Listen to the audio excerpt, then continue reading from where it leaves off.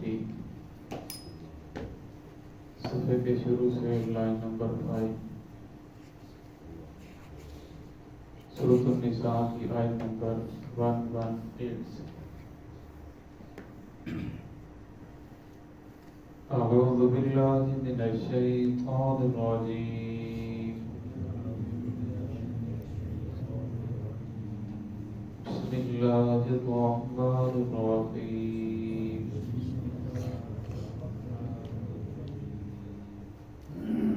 वलउज़िल्लन्नहुम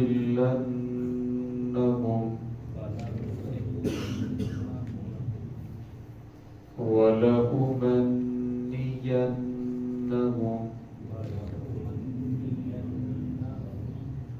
वलआमुरन्नहुम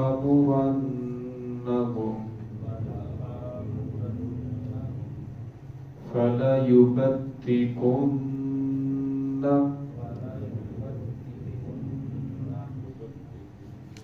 आज़ानल अनआमी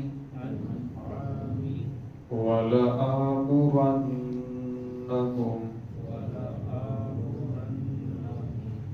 फलयुगय्यिरुन्न खल्क़ल्लाह वमन यत्तखिज़िश्शैतान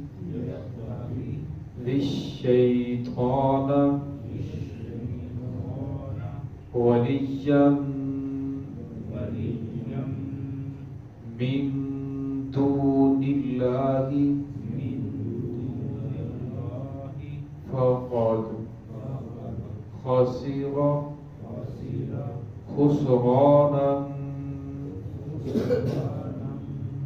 मुबीना यइदुहुम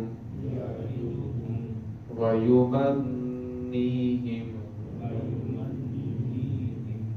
वमा यइदुहुमुश्शैतानु इल्ला गुरूरा उलाइका मअवाहुम जहन्नमु वला यजिदून अन्हा महीसा बिस्मिल्लाहिर्रहमानिर्रहीम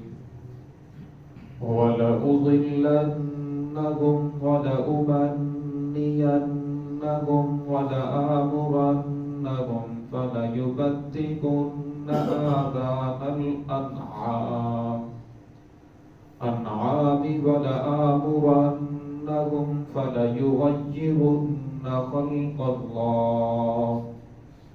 वमन यत्तखिज़िश्शैतान वलिय्यन मिन दूनिल्लाहि फ़क़द खसिरा खुसरानन मुबीना यइदुहुम वयुमन्नीहिम वमा यइदुहुमुश्शैतानु इल्ला गुरूरा उलाइका मअवाहुम जहन्नम वला यजिदून अन्हा महीसा वलउज़िल्लन्नहुम मैं उन्हें जरूर गुमराह करूँगा वलउमन्नियन्नहुम और मैं उन्हें आरज़ू दिलाऊँगा वलआमुरन्नहुम और मैं उन्हें हुक्म दूँगा फलयुबत्तिकुन्न आज़ानल अनआम कि वो अपने जानवरों के कानों को काटेंगे वलआमुरन्नहुम और मैं उन्हें हुक्म दूँगा फलयुगय्यिरुन्न खल्क़ल्लाह कि अल्लाह रब्बुल इज़्ज़त की खिलकत को तब्दील कर दें वमन यत्तखिज़िश्शैतान वलिय्यन वो शख्स जिसने बनाया शैतान को दोस्त मिन दूनिल्लाहि अल्लाह रब्बुल इज़्ज़त को छोड़कर फ़क़द खसिरा खुसरानन मुबीना तहकीक उसने खसारा उठाया खुसरान मुबीना बहुत वाज़ेह खसारा यइदुहुम वयुमन्नीहिम اور وہ شیطان ان کے ساتھ وعدے کرتا ہے، وَيُمَنِّيهِمْ انہیں آرزو دلاتا ہے، وَمَا يَعِدُهُ الشَّيْطَانُ اور نہیں ہے شیطان کا وعدہ الا غرورا مگر دھوکا، اولئک مأواہم جہنم ان کا ٹھکانہ جہنم ہے، ولا یجدون عنہا محیصا اور نہیں وہ پائیں گے اس سے چھٹکارے کی نکلنے کی کوئی جگہ۔ گزشتہ آیات سے شرک کا تذکرہ چل رہا تھا کہ شیطان نے کہا میں ان لوگوں کو گمراہ کروں گا، ان لوگوں کو آرزو دلاؤں گا،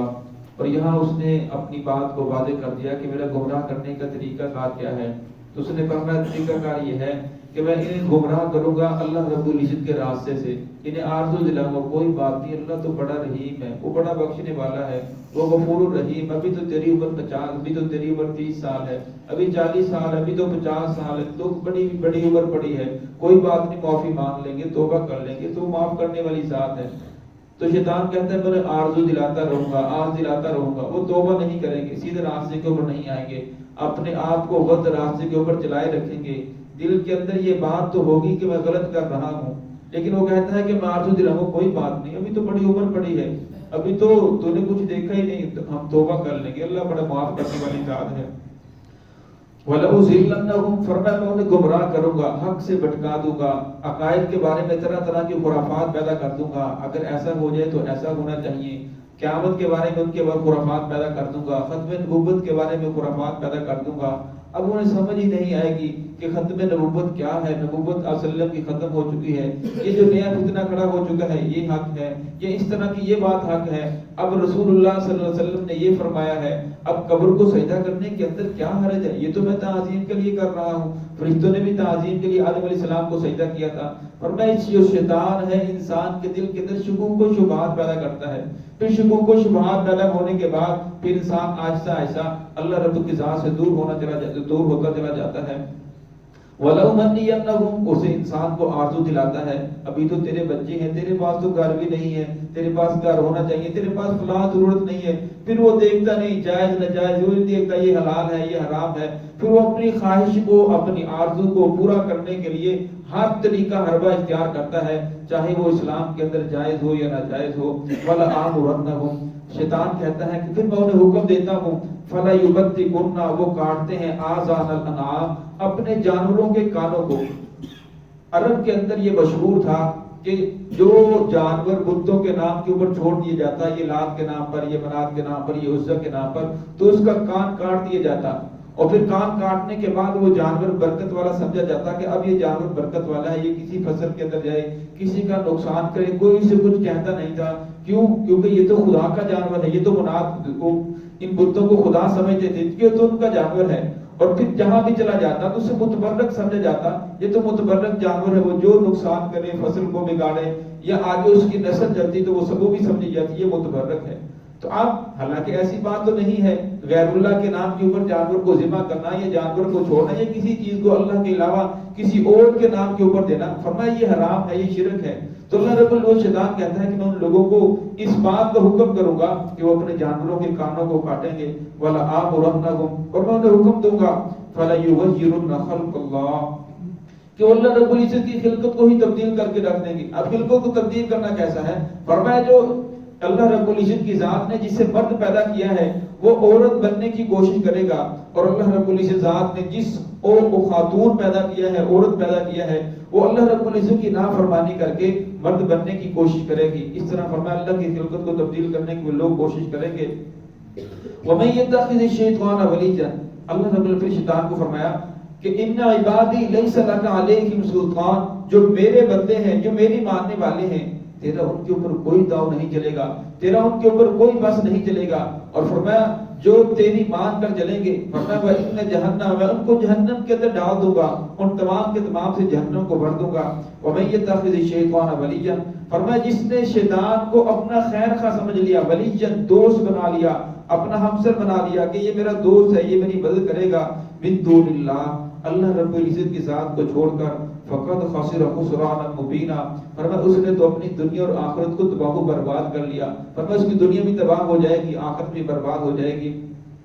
یعدہم ویمنیہم وما یعدہم الشیطان الا غرورا ورنہ شیطان جو تمہارے ساتھ وعدے کر رہا ہے وَيُمَنِّيهِمْ جو تمہیں آرزو دلا رہا ہے وَمَا يَعِدُهُمُ الشَّيْطَانُ فرمایا شیطان کے جتنے بھی وعدے ہیں جتنے بھی اس کی آرزو ہیں إِلَّا غُرُورًا سوائے دھوکے کے کچھ نہیں، وہ آپ کو دھوکہ دے رہا ہے۔ فرمایا قیامت کا دن ہوگا، اس وقت شیطان کہے گا کہ میں نے کسی آدمی کو زبردستی پکڑ کر تو اس غلط کا آپ کے اوپر نہیں لگایا، میں نے تو صرف آپ کے سامنے رائے پیش کی تھی، ایک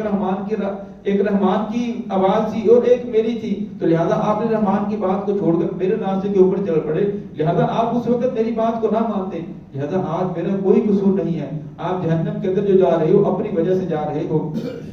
اولئک مأواہم جہنم، اللہ رب العزت فرماتے ہیں کہ یہ لوگوں کو حق پاک پہنچنے کے باوجود پھر بھی وہ حق کی طرف نہ آئے، انہوں نے حق کو ٹھکرا دیا، فرمایا ان کا ٹھکانہ جہنم ہے، ولا یجدون عنہا محیصا، فرمایا اس سے نکلنے کا چھٹکارے کی کوئی جگہ نہیں ہے جب انسان جہنم کے اندر چلا جائے گا۔ دعا ہے کہ اللہ رب العزت تمام مومنین تمام مومنات کو اس سے محفوظ فرمائے۔